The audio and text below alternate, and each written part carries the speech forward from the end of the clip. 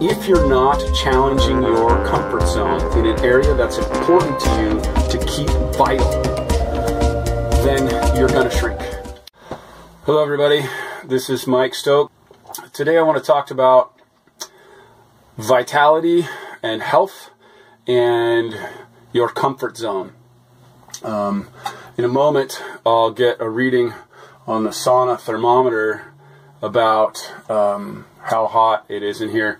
I've been in here, I don't know, maybe a half hour or more. It's 129 degrees, which is pushing the edge of my, really pushing the edge of my comfort zone. I've been uncomfortable for about 5 or 10 minutes right now. So I practice Vipassana meditation, and I practice it in the style of Essen Goenka. And in that particular type of meditation, you observe the body sensations and you observe the breath, and you don't react. So you sit in as still as a position as you can, much like Zen, and then you observe the sensations in your body, whether they're pleasant or unpleasant. And what happens, so the way that the teaching works is they go for 10-day retreats, and it's literally 100 hours of meditation in 10 days. It's very well broken up, but it's still 100 hours of meditation, sitting meditation. Maybe just a hair less, but almost 100 hours. So in that 100 hours, what happens is you slowly develop the capacity, A, to focus your mind, and B, to not react to everything that's happening around, everything that's happening inside of you. So the premise is that when something happens in the outside world, you react not to the outside world. Someone yells at you like, "Hey, you're a dick," and you hear that, and you interpret in your mind like somebody's insulting me, and then immediately you get a uncomfortable negative sensation in your body. Now, mostly you don't notice that unless it's extremely intense, like a fear, a butterflies in the belly because of fear or something like that. But it's the same kind of thing. That fear that would happen, or that, anger, sort of heat that would happen in your body if someone was yelling at you, or like a really heaviness if you felt depressed, because we all react in different ways. That is pushing you to react, and it's pushing you really outside of your comfort zone. So the reason I brought up the meditation is because it challenges you to expand your comfort zone. So if you're sitting for long periods of time, inevitably your body's going to get sore someplace. I never recommend that people sit through an acute pain that could be damaging an old injury.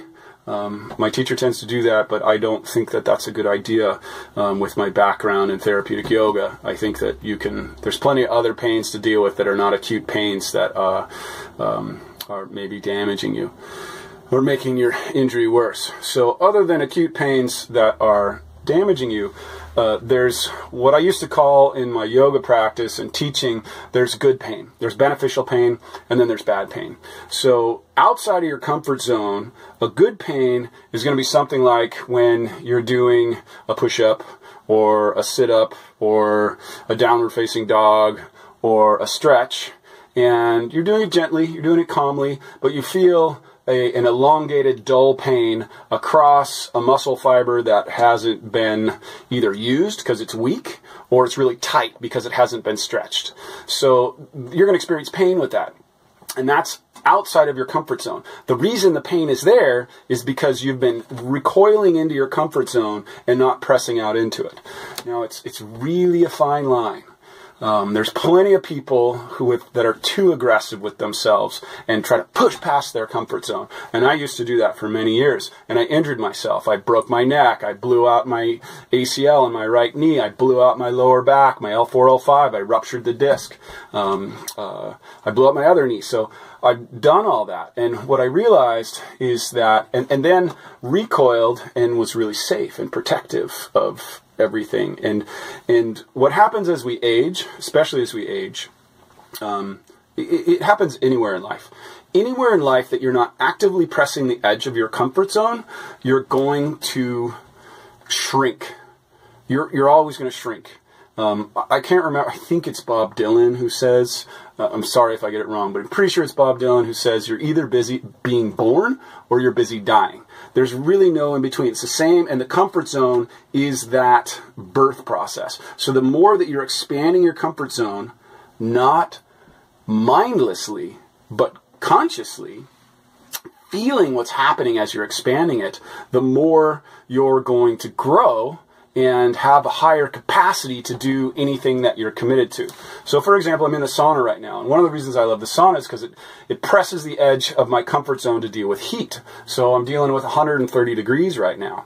Now, if I were to be sitting here in silence, it would actually be harder for me because I'm a bit distracted by making the video, and so that makes the pain a little bit less acute because I'm not focusing directly on the sensations.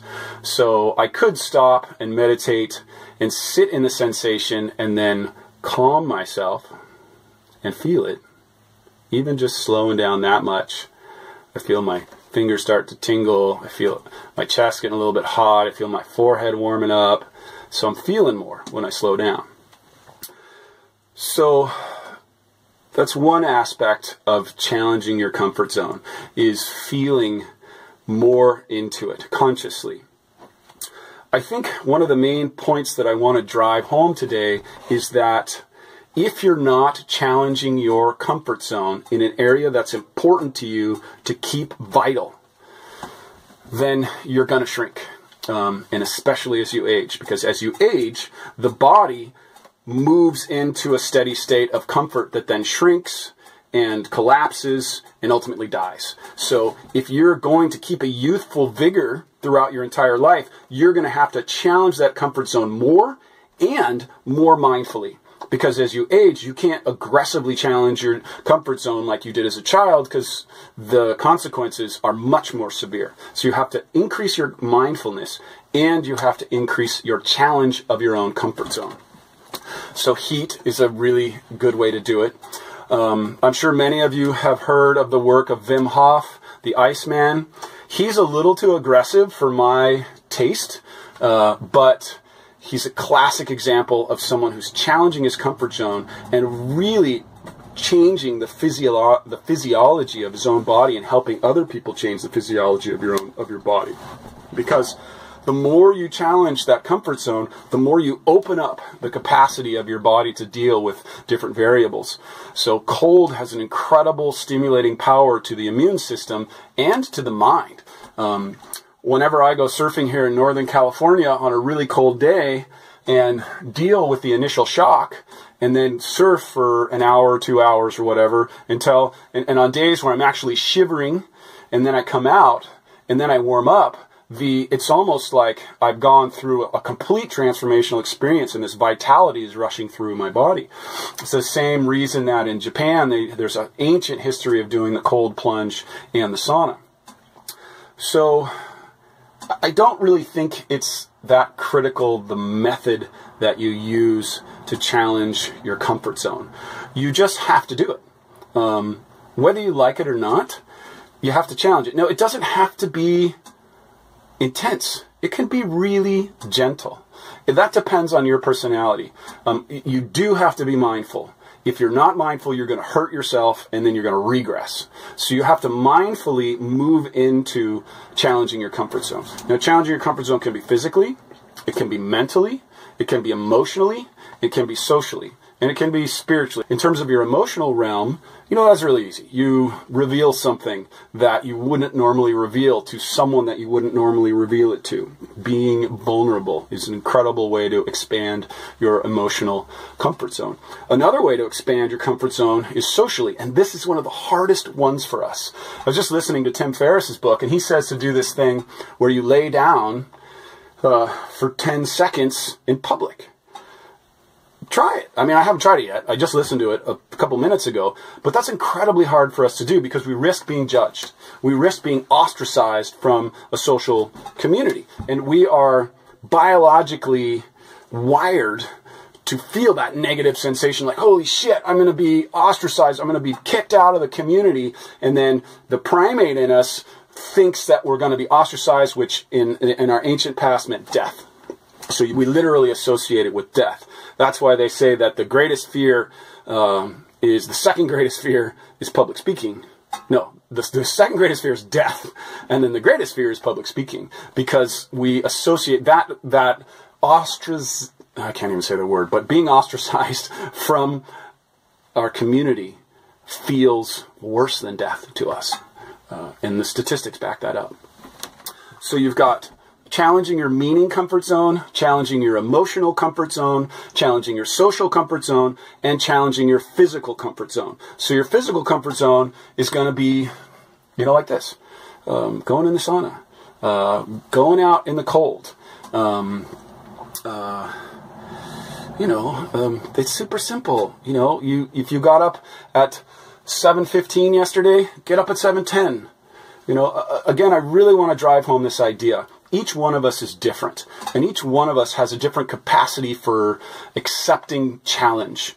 I tried to push through all these challenges, and it was interesting. What happened to me is I completely recoiled and just stopped challenging myself. So now I'm much gentler with myself, and I still require that I challenge myself on as many levels as I can, as often as I can, so that I stay vital and alive. But I don't really care about the degree anymore. I no longer am looking for giant breakthroughs. I'm only looking for steady progress forward. I'm trying to minimize those backslips, because when you try to do these giant leaps forward, I'm going to make $1 million this year, then you can go in $2 million in debt. I'd much rather steadily build my way up to $100,000, and then $200,000, and then $300,000, and then maybe break through to $1 million. But I'm not going to count on that. I'm going to set up these basic behaviors, these little challenges that are going to push me through to become in a real sort of habit way. So the breakthrough way, you don't really establish habits. You just blast a bunch of energy out and create a result, and then there's not habit there. And then if the emotional, physical, and social context that created that breakthrough disappears, then the results disappear. So it's much better to slowly create that environment, that world around you that focuses in that direction that you want to go, that makes you move in little by little, get closer and closer and closer. So that's the basic idea. Go out and challenge your comfort zone. Pick the easiest area. Pick an area that you're willing to do repeatedly. And the other thing that's super critical, this is a different conversation, which I'm sure I'll delve into at a later point. You got to focus more on the environment that supports your breakthroughs more than the actions themselves. You have to do the actions. You really have to do the actions.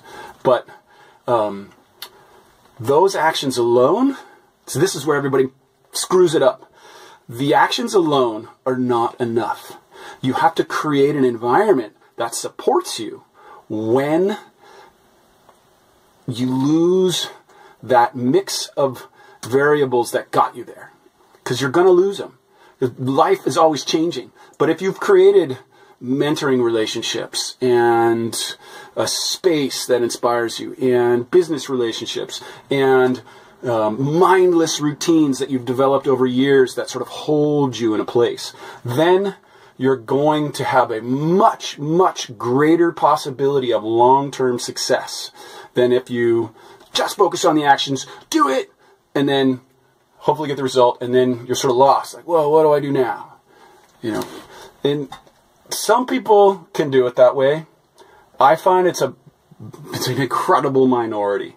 The rest of us, normal human beings with high aspirations and want to do good in the world and want to have a great life, we have to set up structures of support that hold us up.